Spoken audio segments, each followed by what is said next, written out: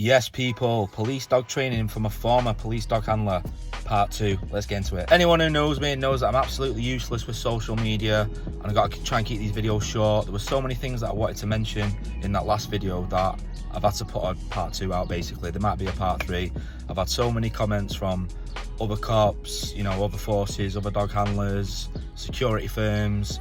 I'm saying what people are thinking basically, and now I've got a voice. So I am going to highlight some things and speak some truths, okay? So let's continue. So when it comes to police dog training, the so-called leaders that are put in charge, in my opinion, they just don't have the knowledge. And unfortunately, the ones that they allow to run the show, the Secret Handshake Club, they're just not willing to learn, willing to pivot, willing to use all the tools in the box to produce the best police dogs and to effectively protect the handlers. You know, it's going to be better for the handlers, and they're not giving the public, in my opinion, you know, the best service that's possible that's out there. This ultimately comes down to egos and ignorance, not willing to do what's needed to be done to give the handlers the best dogs that they can and provide the public with the best service that they can. Lack of knowledge when it comes to muzzle work, civil agitation, drive switching, these kind of training techniques. The lack of knowledge is absolutely crazy, you would not believe. For example, recently, an environmental trainer has done some civil agitation with an inexperienced handler and an inexperienced dog. They've put too much pressure on the dog, who doesn't want to be in the fight, has self-rewarded by biting the handler to get back to the van because they don't want to do the work, because they've not been built up properly and the training hasn't been done properly, basically. This dog has then been put down. Now, when it comes to continuation training, your general purpose dog handlers are supposed to have 2 days of training every 6 weeks. Now, for operational reasons, i.e. lack of numbers and lack of staff, this consistently gets cancelled. I was a firearms support dog handler as well with my dog Ted, and we had no continuation training for the firearms support role in a 12-month period.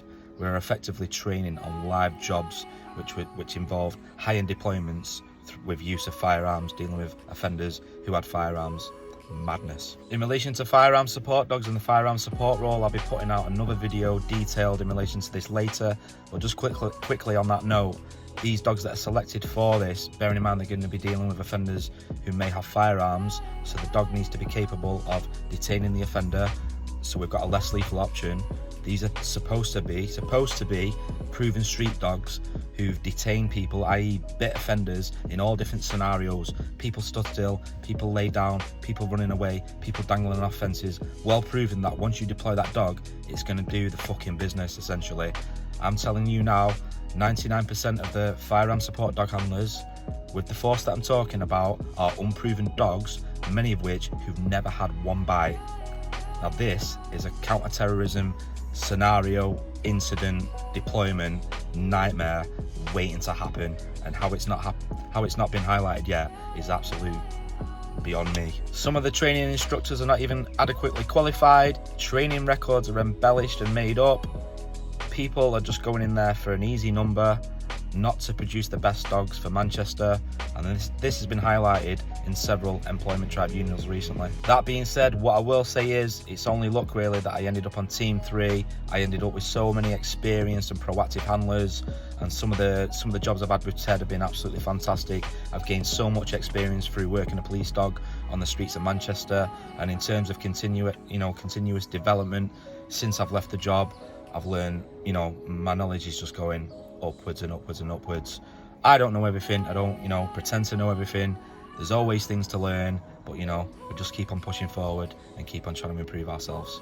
Let me know your thoughts in the comments, guys. Is anybody surprised by any of this that I'm giving out there, that I'm highlighting, that I'm dishing out all this info? Let me know your thoughts, and for all the canine services in Stockport, drop me a message, I'll get you booked in. Thanks for watching, and I'll catch you on the next one. Fuck it, I'm gonna keep it. Catch you on the next one.